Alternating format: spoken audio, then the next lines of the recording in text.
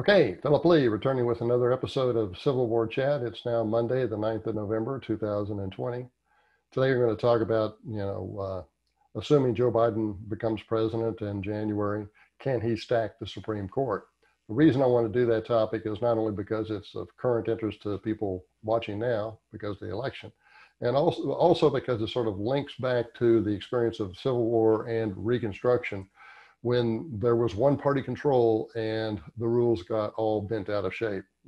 I think our government kind of got bent out of shape. And I think that historical reference will provide some context for what we might be facing in the future. That's about the best I can word it right now. So let me just go ahead and bring up my notes on this. To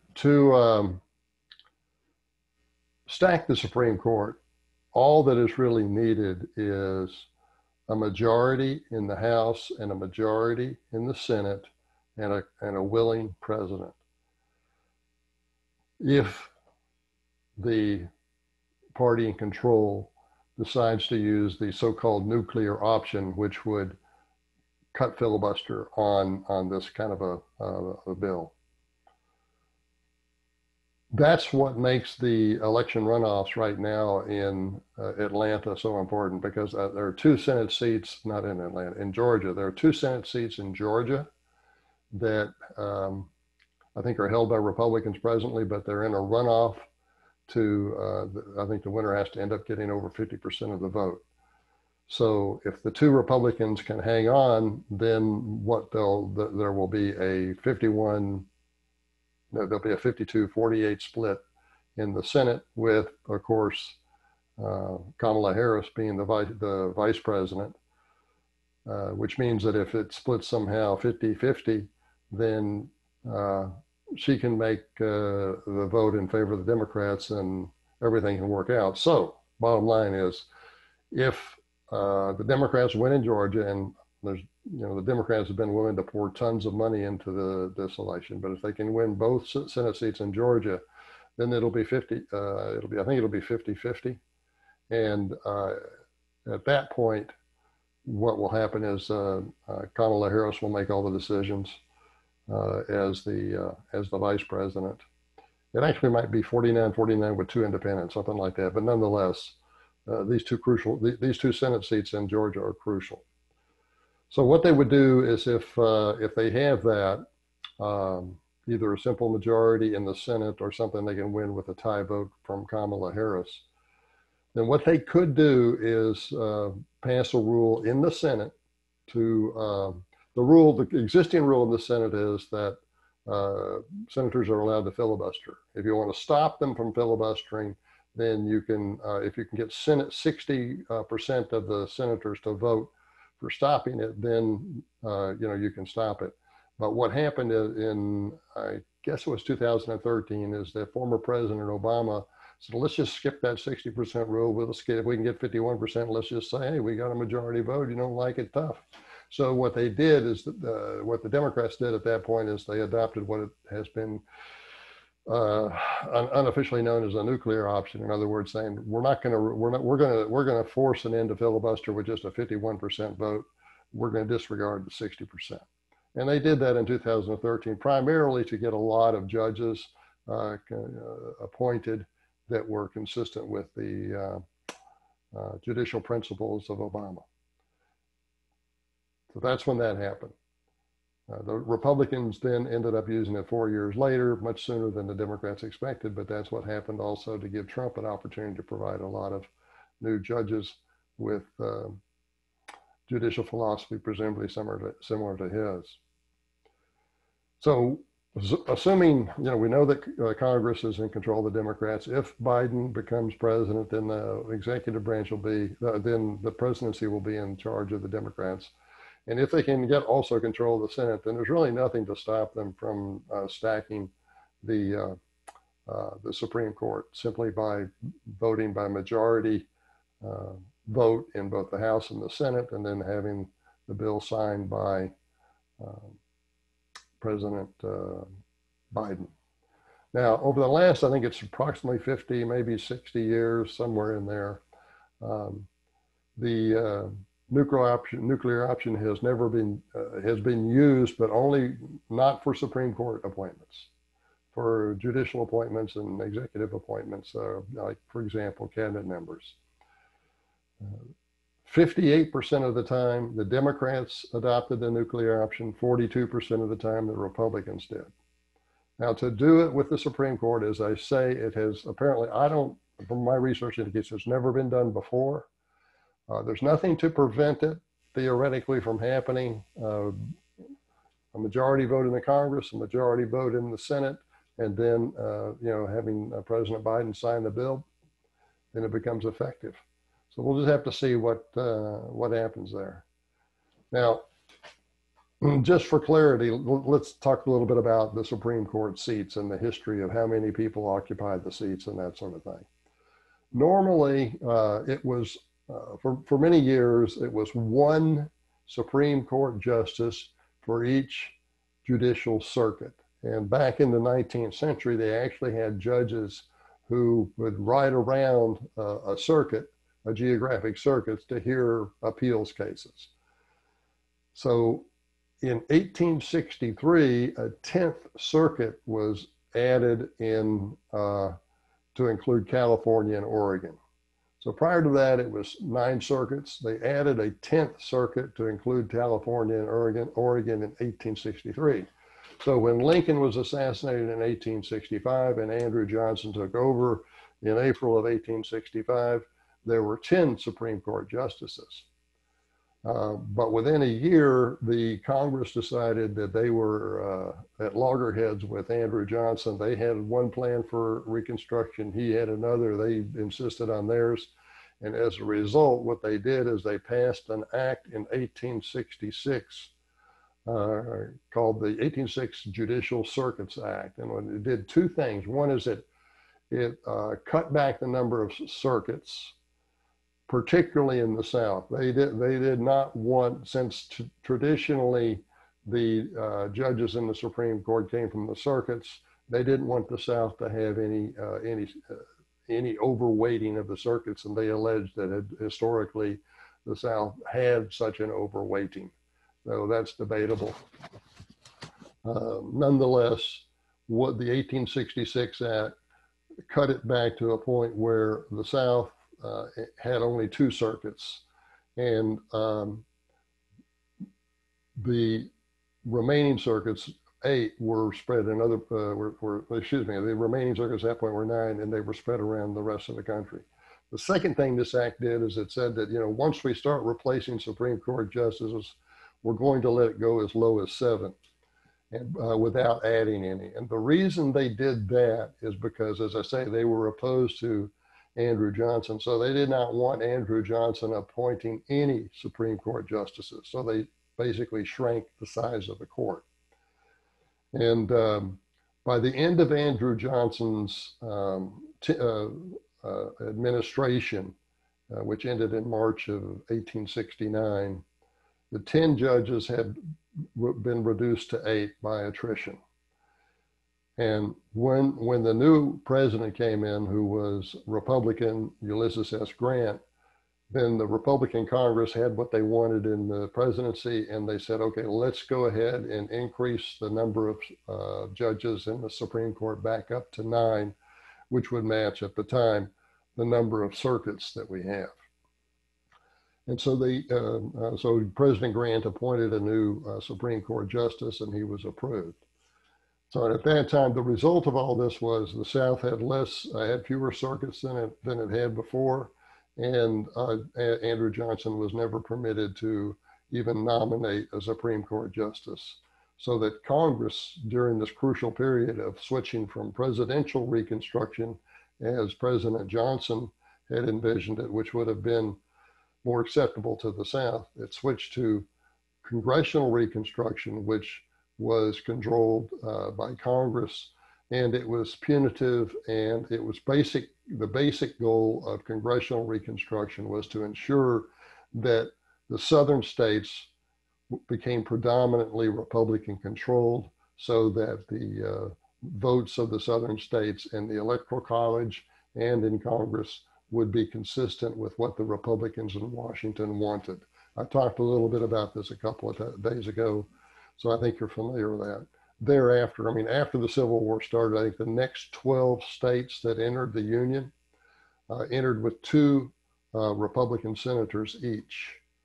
And it wasn't until 1907, when Oklahoma became a state, that a single state was admitted into the Union that had at least one Democrat senator initially. That's the status of the Supreme Court. Now let's take a look at how this figures into the dominance of the Republican Party during Reconstruction, and really beyond the dominance, because I've explained the dominance in the sense that they limited the number of Supreme Court justices. Once Grant got in, they got, well, actually to get Grant elected, they got Congressional Reconstruction distributed across the South, so it became primarily a strong voting bloc for the Republican Party. So that's kind of the dominant side of it, but now we're going to get into the abuses side of it. There are several legal cases that show this. During the Civil War, in the North, in Indiana, there was a case involving a man named Milligan who was convicted by a military court of treason. He appealed that case, or his lawyer appealed that case to the Supreme Court, because the argument was he was a civilian and he could not be tried by a military court-martial if he is a civilian, and civilian courts are available. Well, civilian courts were available in Indiana during the war. So the Supreme Court ruled in 1866 in his favor. This is significant because what will happen in 1867 is that Congress will pass the Reconstruction Acts applicable to the South, applicable to 10 of the 11 former Confederate states, which will initially break them into military districts. So that's what's significant about the Milligan decision. It says, hey, you can't try a civilian in a military court if there are civilian courts operating at the same time. If there are civilian courts available and operating, you can't try a civilian in a Supreme Court. Well, that's exactly what happened in Mississippi in 1867. A newspaperman was charged by the military district commander down there and convicted in the military tribunal of saying bad things about the military district commander.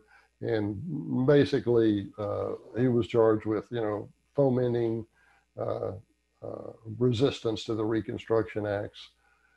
But what he did is he appealed to the Supreme Court based upon the 1867 Habeas Corpus Act, which Congress passed in conjunction with their 1867 Reconstruction Act.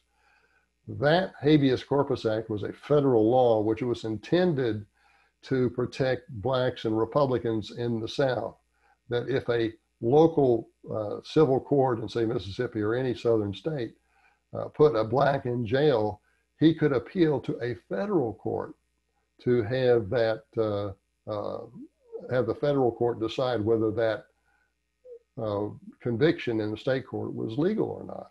And he could appeal that all the way to the Supreme Court.